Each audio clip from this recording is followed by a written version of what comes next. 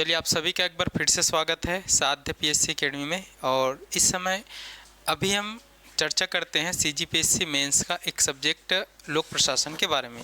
और पिछले 2 क्लास से हम लोक प्रशासन के पाठ्यक्रम पर चर्चा किए हैं और साथ ही साथ हमने इंट्रोडक्शन यहाँ पर दिया है प्रशासन के बारे में और शासन और प्रशासन के बारे में। ठीक है, तो पिछले 2 क्लास से हम इस पर चर्चा कर रहे हैं और आज हम समझने का प्रयास करेंगे लोक प्रशासन के बारे में। ठीक है, चलो तो जितने भी बच्चे साध्य पीएससी एकेडमी से जुड़े हैं तो उन सब के लिए खुशखबरी ये है कि अभी साध्य पीएससी एकेडमी के द्वारा दिवाली ऑफ़र यहाँ पर चल रहा है। और इसके अंतर्गत मैं बता देना चाहूँगा कि हमारे द्वारा जितने भी कोर्सेस जो एप्लीकेशन में यूट्यूब के माध्यम से अब तक संचालित किए जाते हैं तो उनमें निःशुल्क, ध्यान ये रखना है कि निःशुल्क है बट प्लेटफॉर्म फीस लगेगा जो भी एप्लीकेशन के चार्जेस रहते हैं। ठीक है, तो जितने भी बच्चे हैं जो तैयारी करना चाहते हैं सीजीपीएससी का, सीजीव्यापम का, विभिन्न प्रकार के जो एग्ज़ाम कंडक्ट कराता है दोनों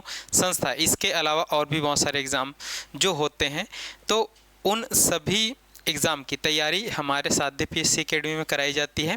और अभी बेहतरीन ऑफ़र है कि आपको बहुत कम दाम में सभी कोर्सेस मिल जाएगा।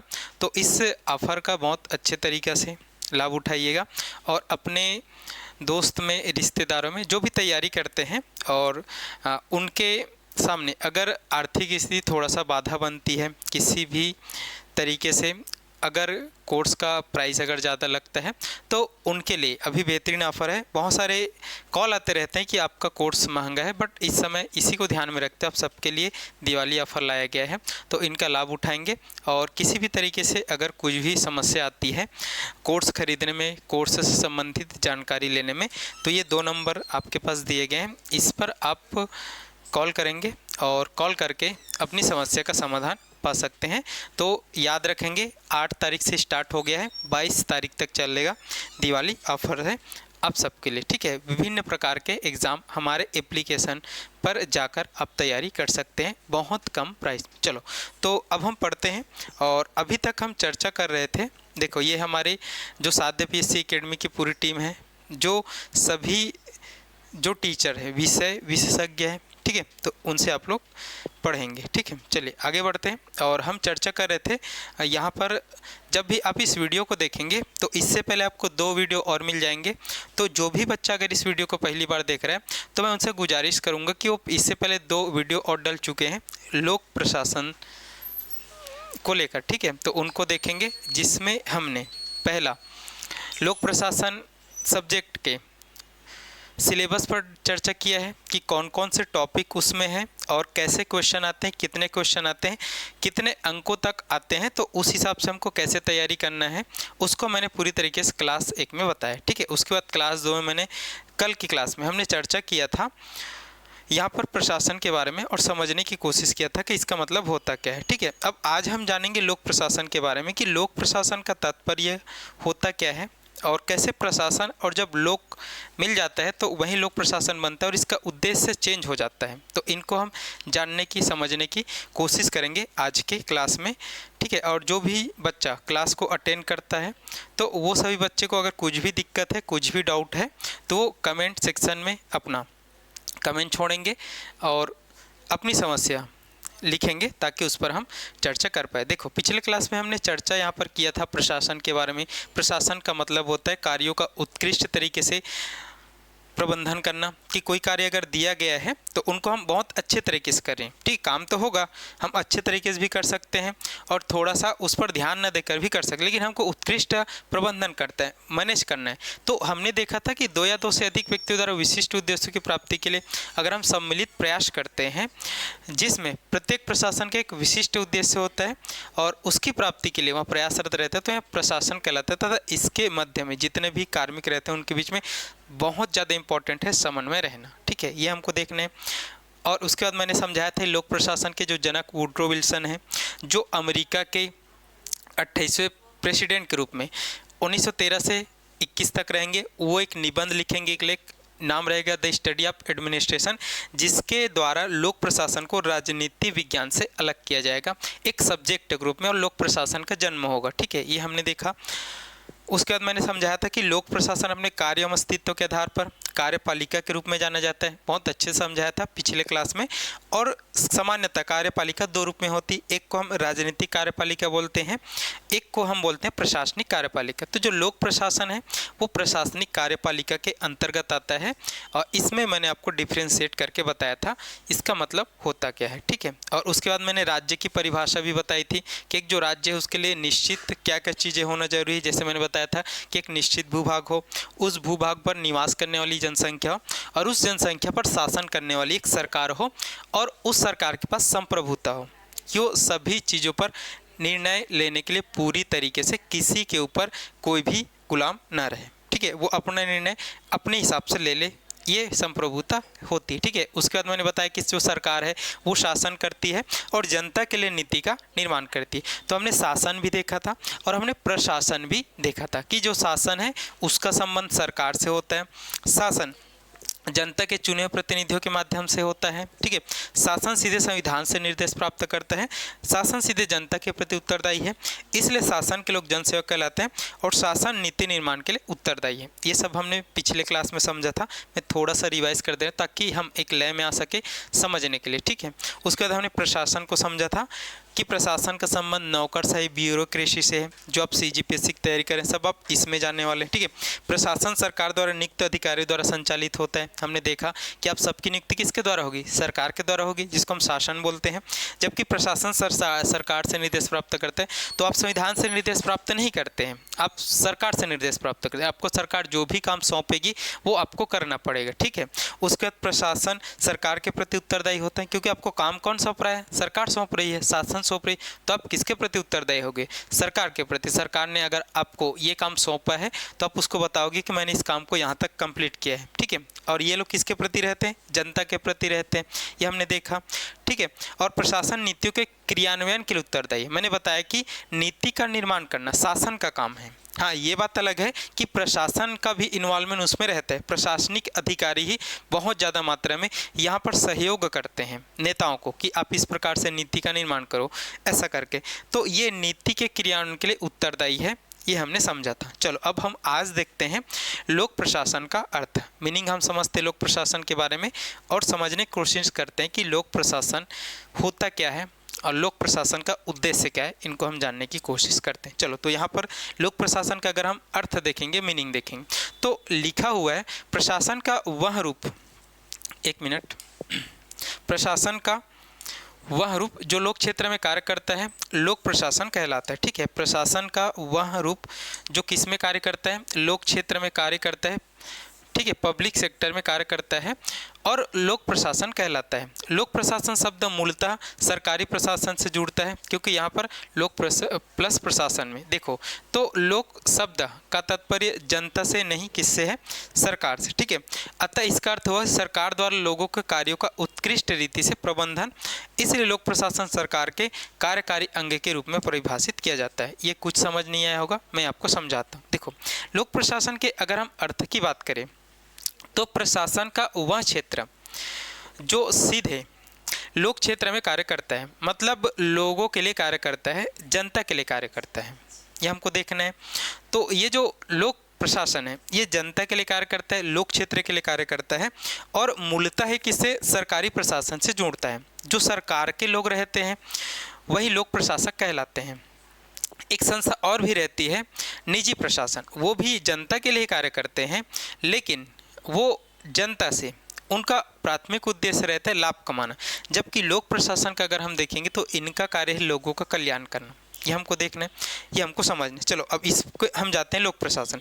देखो तो लोक प्रशासन का अगर आपको तात्पर्य पूछे, लोक प्रशासन का तात्पर्य क्या होता है, परिभाषा टाइप अगर आपसे पूछे तो आपको यहाँ पर इस वाले को लिखना है। देखो तो लोक प्रशासन का तात्पर्य ऐसे प्रशासन से है जिसका प्राथमिक उद्देश्य जन कल्याण या फिर लोक कल्याण है, अर्थात जनता की मूलभूत सुविधाएं उन तक पहुंचाने हेतु लोक प्रशासन एक सशक्त माध्यम है, ये आपको समझना है। देखो लोक प्रशासन का मैंने बताया कि लोक प्रशासन का तात्पर्य ऐसे प्रशासन से है, लोक प्रशासन का तात्पर्य ऐसे प्रशासन से, ऐसे एडमिनिस्ट्रेशन से है जिसका प्राथमिक उद्देश्य, मतलब पहला उद्देश्य मैंने बताया जन कल्याण या फिर लोक कल्याण है, जिसका प्राथमिक उद्देश्य कैसा है, जन कल्याण या फिर लोक कल्याण है। ठीक है, अर्थात जनता की मूलभूत सुविधाएं उन तक पहुंचाने हेतु लोक प्रशासन एक सशक्त माध्यम। समझना इस बात को कि जितने भी हमारे जो लोक प्रशासन है, जो सरकार के लोग हैं, जो काम करते हैं सरकार के लिए, तो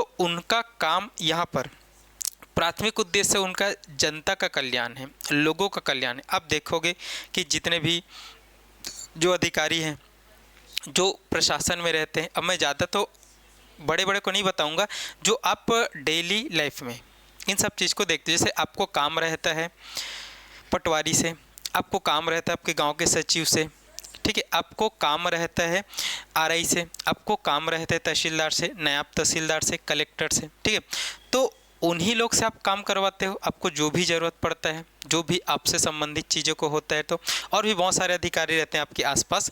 तो इनका अगर आप देखोगे, इनका तात्पर्य क्या है, जनता का कल्याण है। ये आपके कल्याण के लिए कार्य करते हैं। ठीक है, समझना। अदरवाइज चीज़ों को मत लेना कि वो हमसे काम के बदले पैसे लेते हैं, ये सब दूसरा चीज़ है, लेकिन उनका काम है आपका कल्याण करना। तो यहाँ पर जनता की मूलभूत सुविधाओं तक पहुँचाने हेतु लोक प्रशासन सशक्त माध्यम है, ये हमको समझना है।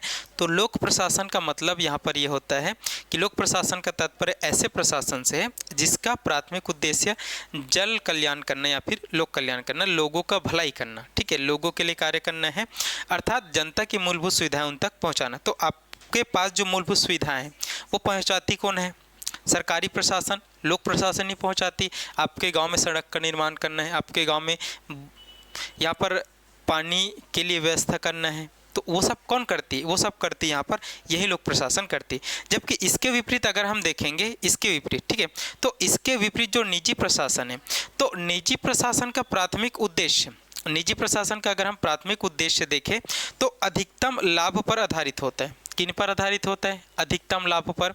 कि निजी प्रशासन का मतलब ये होता है कि हमको लाभ अधिक कमाना है।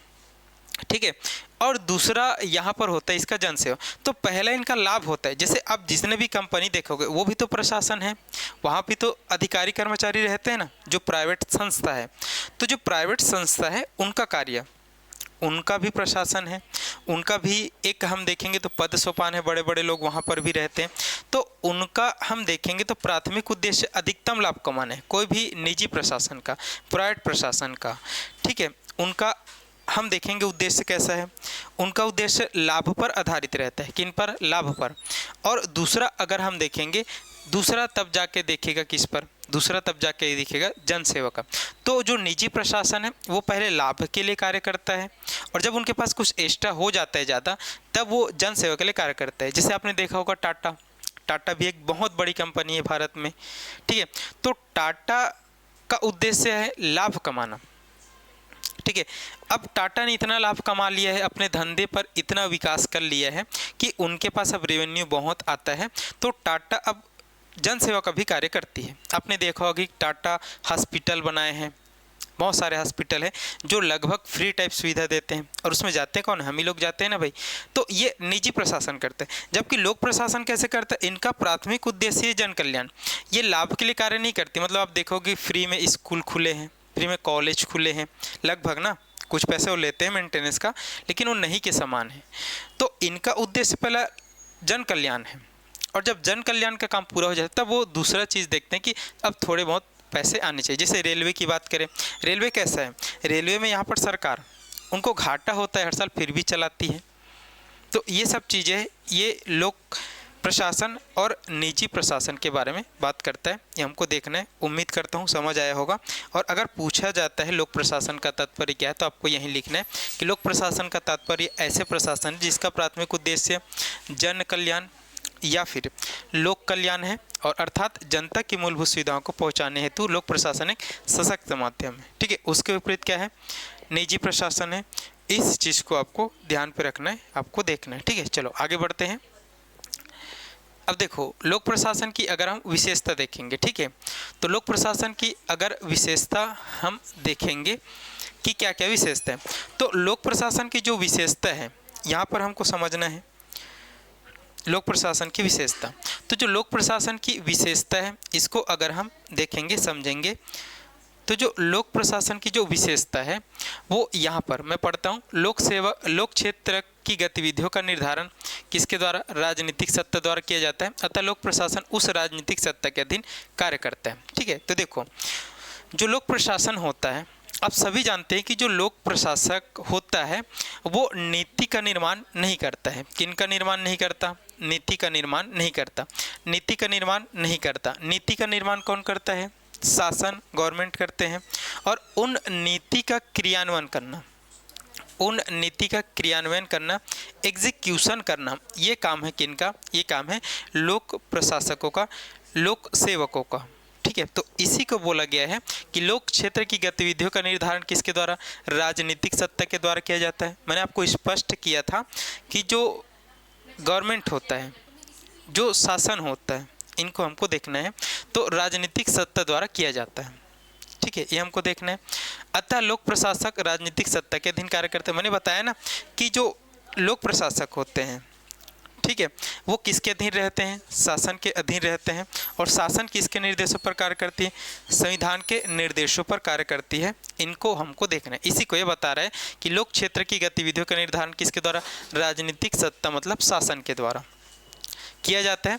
अतः लोक प्रशासक उस राजनीतिक सत्ता के अधीन कार्य करते हैं। मतलब जैसे यहाँ पर शासन निर्धारित करता है कोई भी नीति, तो उन नीति का क्रियान्वयन करना किसका है? लोक क्षेत्र का काम है। जैसे मैंने बताया, जितने भी अधिकारी हैं, जो उच्च अधिकारी है, संभागायुक्त सचिव से लेकर जो पटवारी तक है, जो और भी तृतीय श्रेणी के अधिकारी तक हैं, सब क्या है?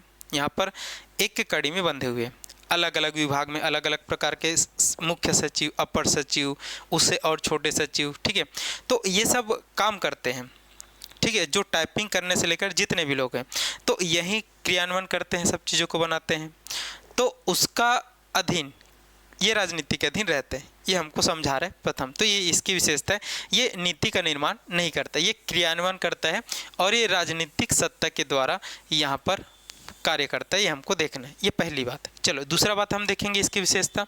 लोक प्रशासन का दायित्व सरकार की नीतियों और कार्यक्रमों को लागू करना। अभी मैंने बताया कि लोक प्रशासन का दायित्व क्या रहता है? सरकार की नीतियों और कार्यक्रमों को लागू करना है। जैसे मैं आपको उदाहरण के रूप में बताता हूँ कि छत्तीसगढ़ सरकार के द्वारा बहुत सारी योजनाएं चलाई जाती है। जैसे हम देखेंगे महतारी वंदन योजना। ठीक है, चलो अब वो बहुत टाइम हो गया। अभी आप देखोगे कि 15 नवंबर से, कितने नवंबर से? 15 नवंबर से पूरे प्रदेश में धान खरीदी स्टार्ट हो जाएगा। तो धान खरीदी के लिए जितने भी मशीनरीज लगेगा वो शासन प्रोवाइड कराएगी, जो भी चीज़ लगेगा। लेकिन इस धान खरीदी के लिए जितने भी हम देखेंगे सोसाइटी में जो भी लोग कार्यरत हैं, तो उनको कलेक्टर की निगरानी में रखा गया है। तो आपने देखा हो कि कल ही विष्णुदेव सरकार की अध्यक्षता में, मतलब विष्णुदेव साय की अध्यक्षता में कल सभी कलेक्टरों की समीक्षा बैठक लिया गया है इस धान खरीदी को लेकर। तो सरकार ने पूरा नियम निर्धारित किया है, नीति बनाई है। तो उन नीति को पूरी तरीके से लागू करने का कार्य, क्रियान्वयन करने का कार्य किन करेगा? लोक प्रशासन। तो आप देखोगे कलेक्टर अब पूरी तरीके से उसके लिए जवाबदेह रहेगा। अपने ज़िले में जितना भी धान खरीदी सेंटर है, कैसे कार्य हो रहा है, उन सब की निगरानी करेगा। उसके लिए वो समिति गठित करेगा। तो उनको पूरी तरीके से क्रियान्वयन करने का कार्य किनका है? उन चीज़ों को लागू करने का कार्य किनका है? लोक प्रशासन का है। इसी को स्पष्ट कर रहा है। और स्थायी कार्यपालिका या फिर नौकरशाह करते हैं। तो यही तो स्थायी कार्यपालिका है ना, कलेक्टर से लेकर जितने भी लोग जो इस क्षेत्र में करे हैं, इस विभाग में। तो ये हमको देखना है। ठीक है, तो लोक प्रशासन का दायित्व है सरकार की नीति और कार्यक्रमों को लागू करना है। ये हमको देखना है, ये हमको समझना है, जिसको स्थायी कार्यपालिका या फिर नौकरशाह के नाम से जाना जाता है। तो अब यहाँ पर इम्पोर्टेंट क्या है? इम्पोर्टेंट ये है कि अगर आपसे पूछ दिया जाए लोक प्रशासन की विशेषता क्या है 2 नंबर में, तो आपको ये बताना है कि लोक प्रशासन की विशेषता ये है कि लोक क्षेत्र की गतिविधियों का निर्धारण तो राजनीति सत्ता करती है, राजनीति सत्ता द्वारा किया जाता है। अतः लोक प्रशासक उस राजनीति सत्ता के अधीन नीतियों पर कार्य करता है, नीतियों को लागू करता है, नीतियों का क्रियान्वयन करता है और स्थायी कार्यपालिका और नौकरशाह के रूप में कार्य करता है, जिनका प्राथमिक उद्देश्य जनता का कल्याण है। ये आपको लिखना है, ये इनकी विशेषता हो जाएगी। ठीक है, और अगर ज़्यादा में पूछे तो आपको अब इसी को बढ़ाते हुए चलना है कि लोक प्रशासन स्वयं से नीति का निर्माण नहीं करते, ये नीति के क्रियान्वयन के लिए उत्तरदायी है।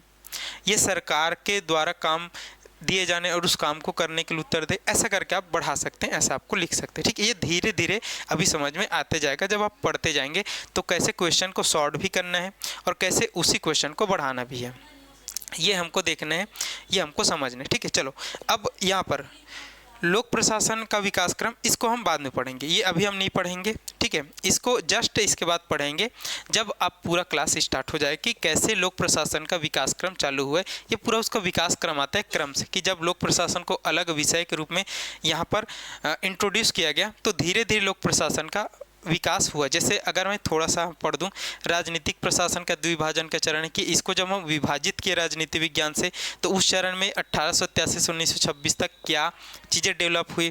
फिर उसके बाद सिद्धांतों का स्वर्णोदय क्या है कि लोक प्रशासन बहुत सारे सिद्धांत आए, बहुत सारे सिद्धांत आए। ठीक है, प्रबंधकीय आएगा, ठीक है, बहुत सारी चीज़ें आएगा जो 1926 से 1938 तक चलेगा। फिर चुनौती के चरण की, जब लोक प्रशासन यहाँ पर चुनौती आएगा, इसमें बहुत सारी चीज़ों को लेकर कि हम नहीं संभाल पा रहे लोक प्रशासन में, कौन कौन सी चीज़ों को लाएं। फिर अस्तित्व का संकट भी आएगा 1948 1971 के दौर में कि लोक प्रशासन अपने अस्तित्व को संभाल पाएगा अलग सब्जेक्ट रूप में कि नहीं। फिर हमने लोक नीति संबद्धता का चरण भी देखा कि लोक प्रशासन अब एक प्रगाढ़ रूप से एक सब्जेक्ट रूप में बहुत ज़्यादा इसमें विकास होगा, बहुत ज़्यादा नए नए आयाम आएंगे। और आज लोक प्रशासन बहुत महत्वपूर्ण भूमिका है इसके बारे में, ये सब हम पढ़ेंगे एक चरण के रूप में, इसको हमको देखना है। ये 10 नंबर के रूप में आ सकता है, लोक प्रशासन के विकास क्रम को समझाइए करके। ठीक है, तो इस पर हम पूरी तरीके से चर्चा करेंगे, बट अभी नहीं कर रहे हैं। अभी हम देखते हैं लोक प्रशासन और निजी प्रशासन में अंतर को हमको देखना है। ठीक है, हमको समझना है कि लोक प्रशासन और निजी प्रशासन में अंतर अगर आपसे पूछे तो आपको क्या बताना है। जैसे अगर हम देखेंगे लोक प्रशासन का अर्थ देखेंगे तो लोक प्रशासन का तात्पर्य लोक क्षेत्र में कार्य करना है, जन कल्याण के लिए कार्य करना है, ये हमको देखना है। इनका प्राथमिक उद्देश्य लाभ कमाना नहीं, जबकि निजी प्रशासन का कार्य है लोगों के लिए कार्य करना, लेकिन प्राथमिक उद्देश्य लाभ कमाना। और दूसरा उद्देश्य कौन सा है, यहाँ पर जनसेवा करना। तो इन्हीं को हम पढ़ते हैं अंतर के रूप में। पूछा गया है लोक प्रशासन और निजी प्रशासन का तात्पर्य, लोक प्रशासन और निजी प्रशासन में अंतर आपको बताना है, ये आपको समझना है। चलो आगे बढ़ते हैं, इसका अंतर देखते हैं और समझते हैं। देखो, अगर हमको देखना है तो पहला हम देखते हैं कौन से आधार पर, उद्देश्य के आधार पर। तो उद्देश्य के आधार पर जो लोक प्रशासन है, इनका प्राथमिक उद्देश्य जन कल्याण, इनका प्राथमिक उद्देश्य लोगों का कल्याण है। मैं शुरू से ही बोल रहा हूँ कि लोगों के कल्याण के लिए ज़्यादा कार्य करती है। ठीक है, लोगों का कल्याण कैसे, सरकार के द्वारा कोई भी नीति बनाई गई है तो उनको पहुँचाना कहाँ तक है, जनता तक पहुँचाना है, और जनता तक सुगम तरीके से पहुँचाना है। जो भी लोगों के लिए इसको बनाया गया है उन तक पहुँचाना है, तो कल्याण ही तो कर रही है।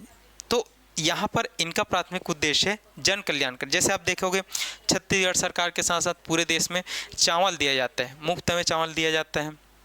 तो चावल केवल देने से, केवल नीति बनाने से नहीं चलेगा, उसको क्रियान्वयन भी करना पड़ेगा। तो आप देखोगे ये सब कार्य कैसे किए जाते हैं, पूरी तरीके से जन कल्याण के उद्देश्य से किए जाते हैं। जो भी नीडी पर्सन रहता है वो अपनी समस्या लेकर आता है, तो उनको भली भांति जो भी अधिकारी हैं, जो भी लोग हैं, वो उनको सुनते हैं और उनको कार्य को पूरा करने का यहाँ पर उनको करके देते हैं, ये हमको देखना है। ठीक है, इसका द्वितीयक उद्देश्य है लाभ कमाना। इसका द्वितीयक उद्देश्य क्या है, लाभ कमाना। मतलब दूसरे उद्देश्य वरीयता 2 की अगर बात करें तो ये लाभ कमाएगा। ठीक है, ये हमको देखना है, ये हमको समझना है। क्या बोले, हाँ ये तो 10 मिनट में ख़त्म हो जाएगा। ठीक है, प्राथमिक उद्देश्य इसका जन कल्याण है और द्वितीयक उद्देश्य इसका लाभ कमाना है। जैसे अगर हम एग्जाम्पल के रूप में देखें, जैसे रेलवे है, मैंने बताया ना कि रेलवे सरकार का है, और सरकार का है तो फिर इसमें हम देखेंगे तो सरकार को घाटा होता है बहुत ज़्यादा, घाटा होता है बहुत ज़्यादा। लेकिन रेलवे लाइफ लाइन है किसका, भारत का। अगर रेलवे को बंद कर देंगे तो लगभग भारत बंद टाइप से हो जाएगा, क्योंकि उसमें हम देखेंगे तो अपर क्लास के साथ साथ जो सबसे लोअर क्लास है वो सफ़र करता है पूरी तरीके से। लेकिन सरकार को आप देखोगे हर साल रिपोर्ट आता है कि रेलवे को इस साल इतने करोड़ का घाटा हुआ, उतने करोड़ का घाटा हुआ। तो आपके मन में आता हो कि क्यों ना रेलवे को बेच देना चाहिए किसके हाथों में, निजी हाथों से। लेकिन निजी हाथों से अगर बेचेंगे तो रेलवे टाइम पर भी चलना चालू हो जाएगा। लेकिन दिक्कत किन को होगा, हमारे ही लोगों को होगा, किराया बढ़ जाएगा, फिर वो रेल का सफ़र नहीं कर पाएंगे। जो आज वो 10 रुपये में कर रहे हैं वो 100 रुपये हो जाएगा, 50 रुपये हो जाएगा, तो उन पर भार पड़ेगा और उनकी ज़िंदगी थोड़ा सा क्लिष्ट हो जाए। तो सरकार घाटा भले सह रही है लेकिन चला रही किसको? रेलवे। ऐसे बहुत सारी चीज़ों को चला रही थी सरकार, जैसे एयर इंडिया को चला रही थी, अभी अभी बेचे हैं लेकिन बहुत दिनों तक चलाई उसको। बहुत सारी चीज़ों को ऐसे चला रही है सरकार। तो इनका उद्देश्य जन कल्याण है। हाँ, दूसरा उद्देश्य क्या है? लाभ। तो रेलवे के द्वारा लाभ भी कमाने का प्रयास करती है, वो घाटा को कम करने का प्रयास करती है। जैसे रेलवे में ये देखा गया है कि जो भी अपर क्लास की जो सीटें होती, जिसको जैसे एसी सीटें होती, तो उन एसी क्लास की सीटों को जो किराया उसको बढ़ाया जाता है, क्योंकि जो मिडिल क्लास है अगर वो 2000 का एक किराया दे सकते हैं, तो अगर उन्हें 50 रुपये हम एक साल में वृद्धि करें तो उसको आसानी दे सकते हैं। तो इनका दूसरा लाभ ये भी है कि वो लाभ कमाएं, लेकिन पहला वाले को छोड़कर नहीं। दूसरा इसको होगा जब पहला वाले करेंगे। उसके बाद अगर हम एसबीआई देखेंगे, एसबीआई मतलब जो बैंक होता है, बैंक भी बहुत सारे घाटे में रहते हैं। लोगों की ज़िंदगी को संवारने के लिए सरकार के द्वारा बहुत सारी स्कीम के द्वारा लोन दिया जाता है उनको, लेकिन उन लोन की रिकवरी अगर नहीं हो पाती है तो ये सब बैंक किस में जाते हैं? घाटे में जाते हैं। तो वो घाटा सरकार सहन करती है, उन बैंकों को देती है। तो इनका प्राथमिक उद्देश्य यहाँ पर है जन कल्याण, लोग आगे बढ़े। हाँ, अगर अब ये सब घाटा अगर दूर हो रहा है तो उसके बाद फिर ये लाभ भी कमा सकती, तो द्वितीयक उद्देश्य के रूप में ये हमको समझना है, ये हमको देखना है, ठीक है। अब उसी के अपोजिट अगर हम निजी प्रशासन को पढ़ें तो निजी प्रशासन का प्राथमिक उद्देश्य क्या है? अधिकतम लाभ। तो आप देखोगे जितने भी प्राइवेट संस्था है, प्राइवेट इंस्टीट्यूशन है, वो हमेशा लाभ के लिए कार्य करती है।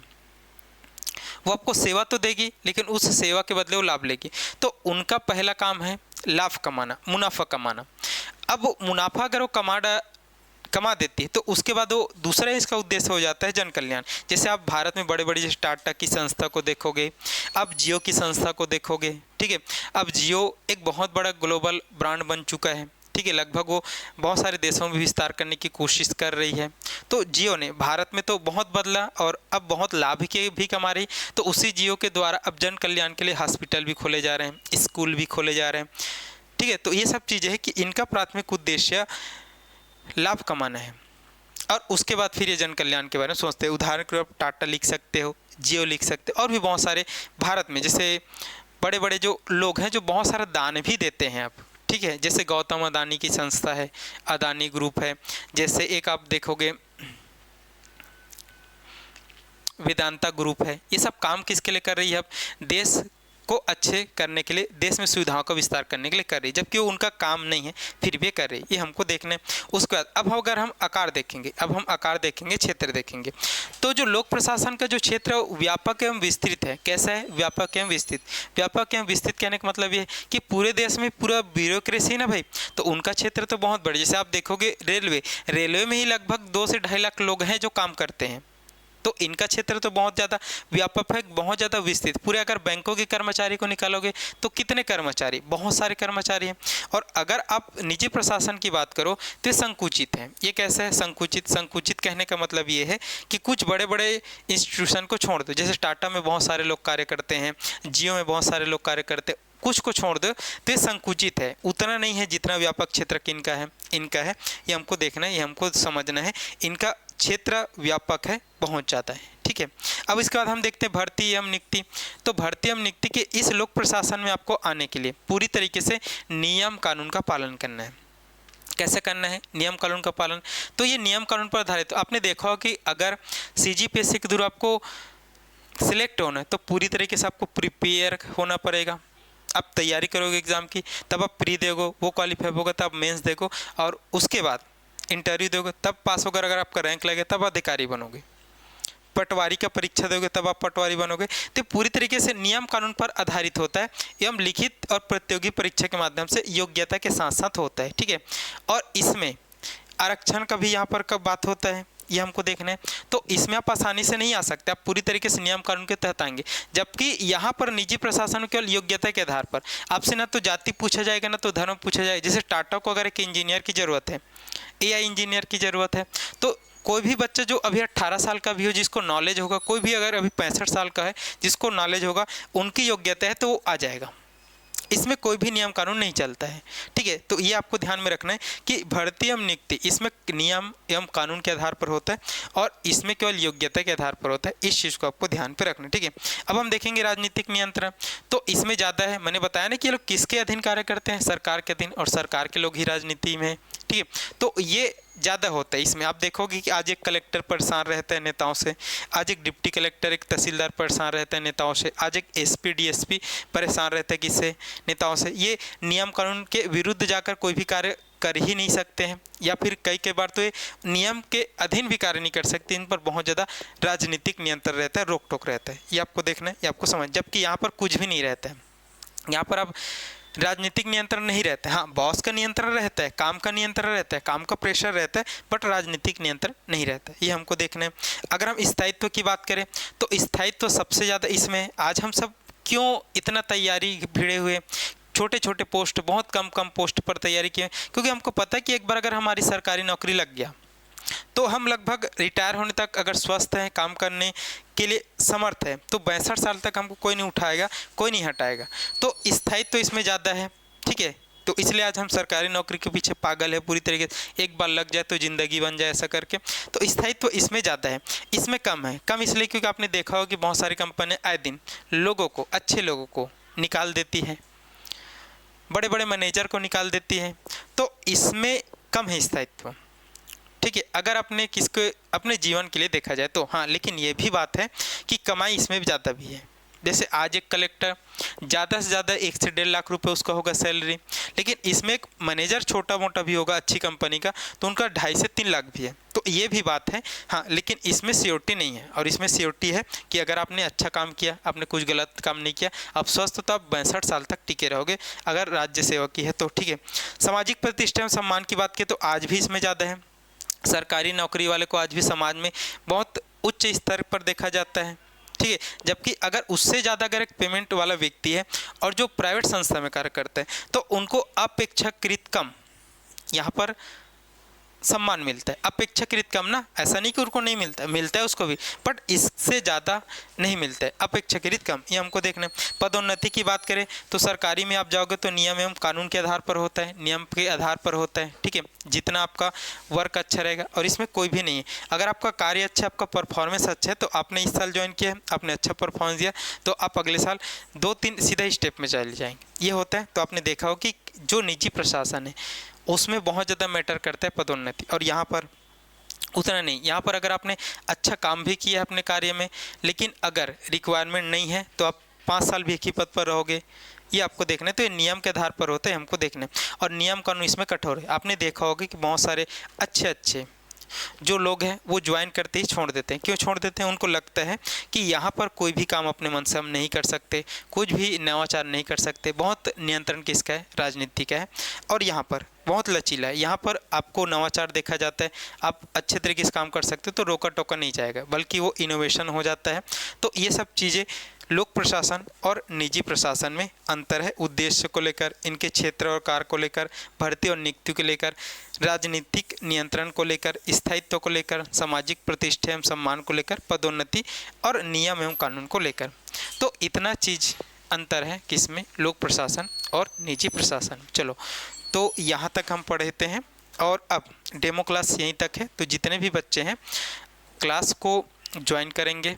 एप्लीकेशन में अभी बहुत सारे ऑफर चल रहे हैं, तो बहुत कम प्राइस में मिल जाएगा। और CGPSC मेंस की बेहतरीन तैयारी के लिए बहुत सारे हमारे जो शिक्षक हैं पढ़ा रहे हैं सभी विषयों को लगभग, तो उन सब का डेमो क्लास सब देखेंगे और जल्दी से कोर्स को परचेस करके अपनी तैयारी को कंटिन्यू करेंगे। ठीक है, चलो, तो इसके बाद हम सीधा चालू करेंगे लोक प्रशासन का जो विकास क्रम है उसको देखेंगे। चलो, तो आज की क्लास को यहीं तक और जुड़े रहेंगे साध्य PSC एकेडमी के साथ।